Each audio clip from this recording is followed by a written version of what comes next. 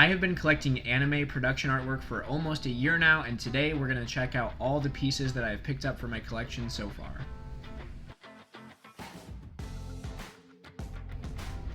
What's up, everybody? Hopefully you can hear me okay, but today we're going to check out my anime production artwork collection.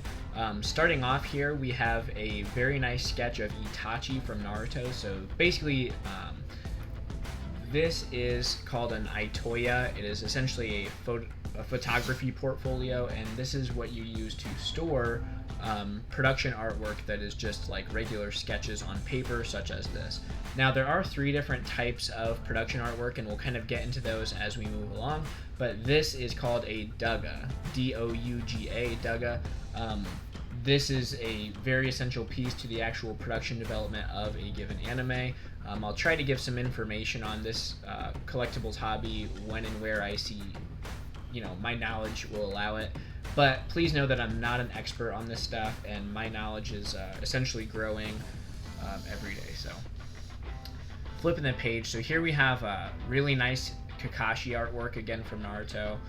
I should also note it might take me a second to get these actually centered in the frame, because my setup right now is quite different than normal, and also I'm a little bit rusty with just recording in general.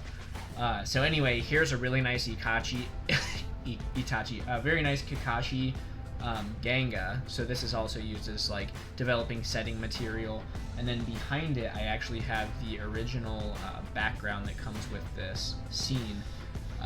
And if you were able to zoom in a little bit closer, you could see that this is 689 129, and over here the background also matches 689 129. So these are in fact a matching pair. Pretty sweet. And then here we have a Douga for the same scene, but just kind of like a different take. Now, something that I'm not 100% on, so again, if you're knowledgeable in this hobby, please feel free to comment down below. But I believe that one of these was actually created by a senior animator, likely this one, and then other animators that actually did the production efforts, they had to essentially copy the drawing. And I'm not 100% sure on whether this is the one that was used as the master copy, and then this one was just kind of sketched or traced from it, or vice versa. I believe what I just described is the case, but again, I'm no expert. I'm just sharing with you the things that I've been able to pick up over the past year or so. So here's another really nice Kakashi. This one is pretty iconic because he's reading his book, Love Paradise, I think is what it's called, or something like that. Make Out Paradise, rather. So anyway, you just see him kind of ingrained, cheesing up a little bit, and then here he is looking up from his book with a much more solemn expression. And again, I just kind of think that that's a classic Itachi type, look. I said Itachi again, Kakashi. So here's a really cool one. This is from the Sora arc. So this is when Naruto, essentially a filler arc in the Shippuden anime, but essentially this is where Naruto goes to the temple and he meets Sora. And in this particular scene, it is Naruto fighting Sora with his arm exposed. And then that actually continues over onto this page, which is the actual gripping of the leg. So pretty cool to see that all together. Now here we have a pretty funny scene. So we obviously see Sakura, Sai, Yamato, and then Naruto, is pretty beat up, making that funny expression at Sora. So pretty cool one there. I actually have quite a few different sketches from the Sora arc, but I'm not keeping most of them.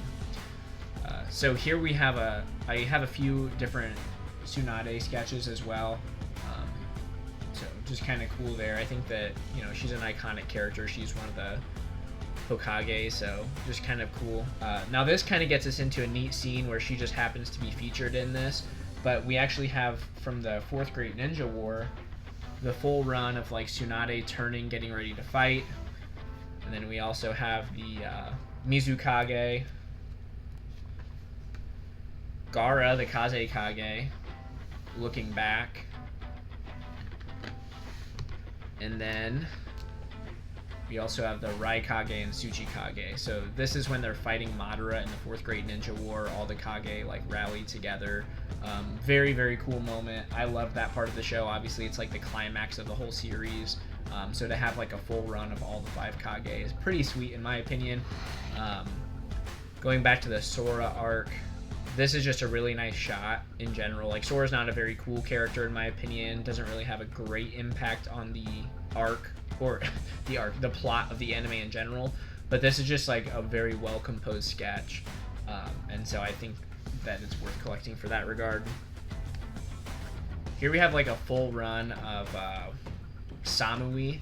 So she was one of the Hidden Cloud kind of like messengers sent to the Hidden Leaf Village to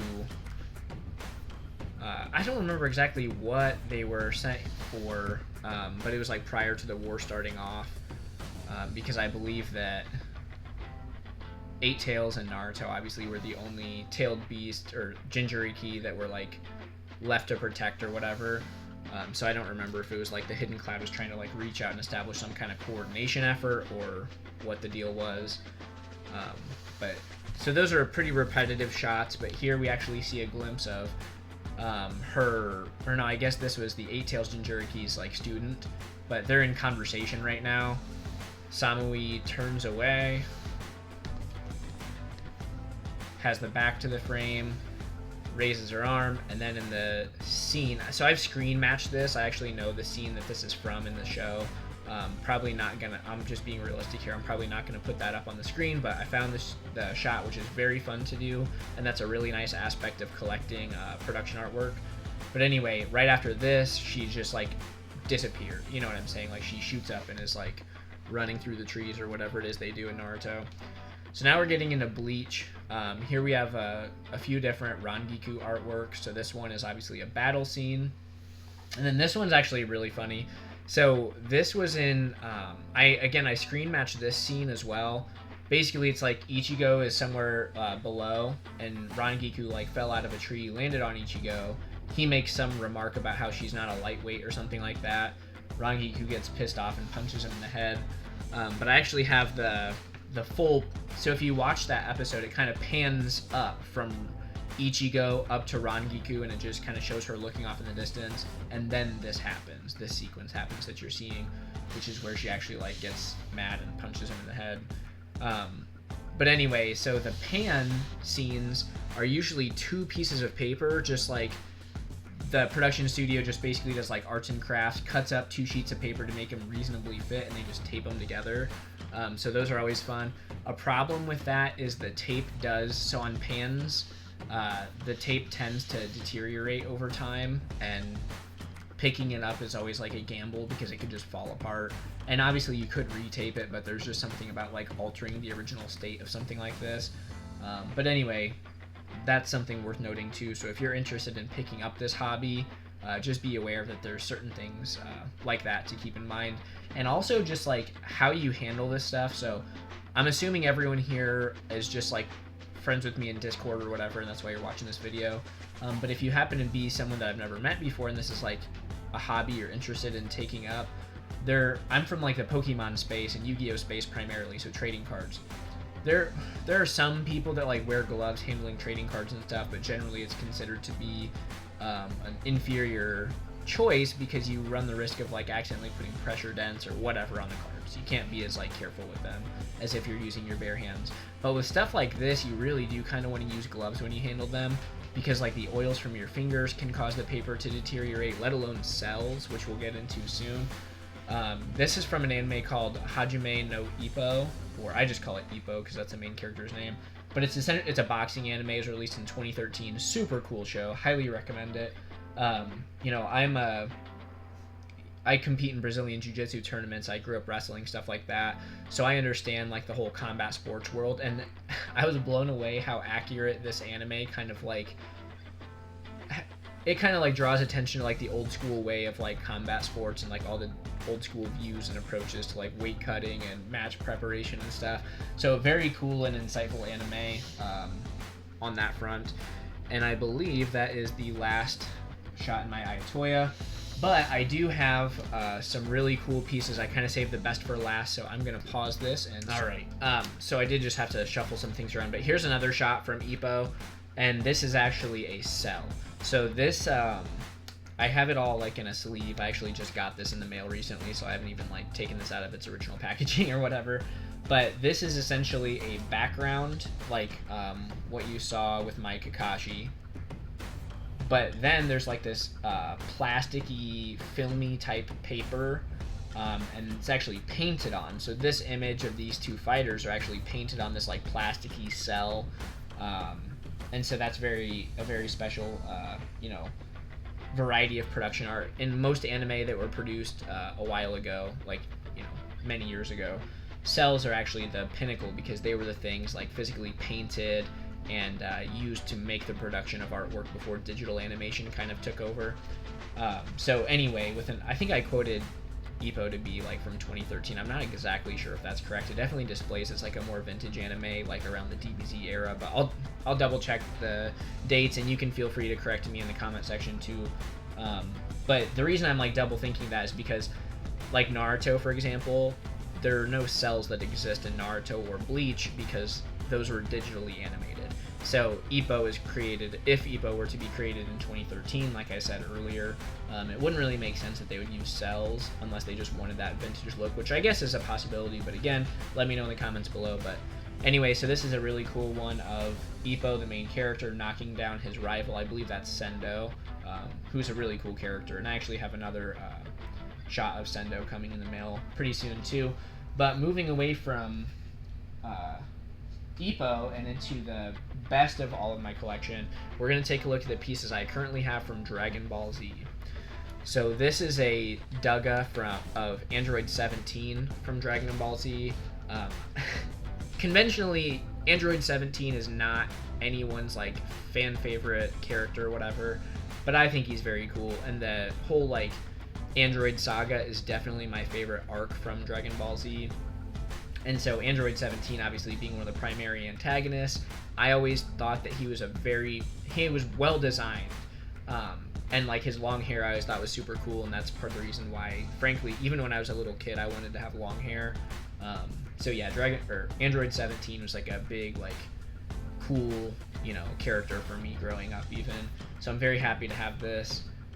Just for price reference, something like this is like, I think I paid around $150 just for this Android 17 shot. And again, he's like maybe a B tier character. This isn't the Cell, this is just the Duga. So, I mean, Dragon Ball Z stuff really gets expensive. And this thing is also a little bit worn, like the white on the paper is a little bit off-colored and stuff. I don't know if it was like in a smoking environment or something like that. It doesn't smell like smoke, which is good, but just the yellowing on the paper, I guess, is a natural part of deterioration. But moving right along to the next piece, I have my favorite character, Future Trunks. So again, this is a scene that I photo matched. It wasn't that difficult because Trunks with this haircut only happens in like a couple of different shots, because this is when he's coming out of the hyperbolic time chamber with Vegeta, preparing to fight the androids and eventually Cell. So basically in this scene, Goku's like greeting Vegeta and Trunks as they're coming out of the time chamber, asked how their training went. Trunks is being conversational, is about to give him, you know, the lowdown of what they were working on, and Vegeta basically tells him to shut up. And so this is Trunks looking back at Vegeta like in shock. Now what you'll notice up here is there's actually like you can see like a transposed image of Trunks' hair or whatever, and that's because the Duga that this Cell was produced from is actually stuck to the Cell itself. So the former owner of this, or maybe whoever owned it before them, I don't want to shift blame or anything like that, it just wasn't properly stored in the past, so the Cell, which is like a painted on piece of plastic, actually adheres to the Duga paper. And there are some things that you could do to separate these, like if you play around with humidity and let gravity kind of do its job over time, sometimes the Duga will become unstuck. But in this case, you know, I tried that and it's just firmly on there, so it just kind of is what it is. And the thing that is scary a little bit about cells like this, while they look way cooler, every single one of them is doomed to deteriorate and eventually not exist anymore. And I guess if you look on a long enough timeline, you could make that same argument about literally anything. But these things are going to deteriorate at a much faster rate than something like Duga. which are just like pieces of paper. Like, it's not that, you know, I own paintings from like the Meiji era of Japan, like woodblock paintings and stuff. So that's like a long time ago. The paper you can preserve relatively easily and take good care of it and make it last a while, but the cells will certainly deteriorate far faster. There's different things to look out for, like humidity control. You have to let them be well ventilated in their storage, not sticking to other pieces of paper, you know, stuff like that. One thing to look out for when you're purchasing cells is if you see a bunch of like off-colored oranges and like waviness to the cell, take a sniff and you'll get like a vinegar smell. That's actually called vinegar syndrome, which is basically it means that that cell is destroyed, which really stinks. But again, ways that you can kind of prevent that is just storing them properly, making sure that they get exposed to fresh air, making sure that you know, they're not just sealed up and thrown in a moist basement closet or whatever. So just some things to be aware of. I need to figure out exactly what I am going to do with this. Right now I just have it in this like open sleeve. See, it kind of just like folds open. This isn't the ideal method of storage, but I just need to figure out like what I want to do with this thing and how I can make it look the coolest in my collection room or office. So anyway, here's the finale. This is definitely the coolest, I'll say also most expensive piece that I own. And this is actually Goku when he comes down with the heart virus in the Android Saga. So if you really think back in time, in the development of this series, Future Trunks comes to Earth specifically to warn everybody of the threat of the androids and to bring like an antidote or cure to Goku's heart virus. The whole reason, one of the primary reasons why Future Trunks' timeline was like all destroyed by the androids is because Goku died prior to their like appearance in that world.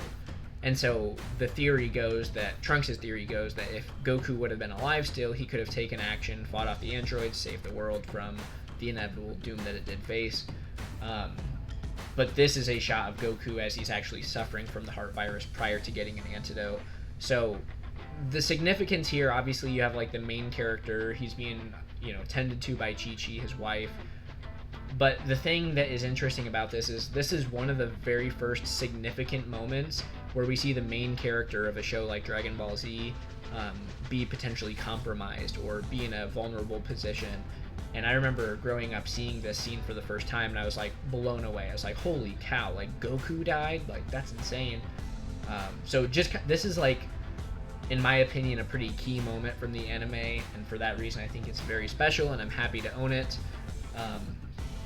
This is the last piece that I was going to be featuring.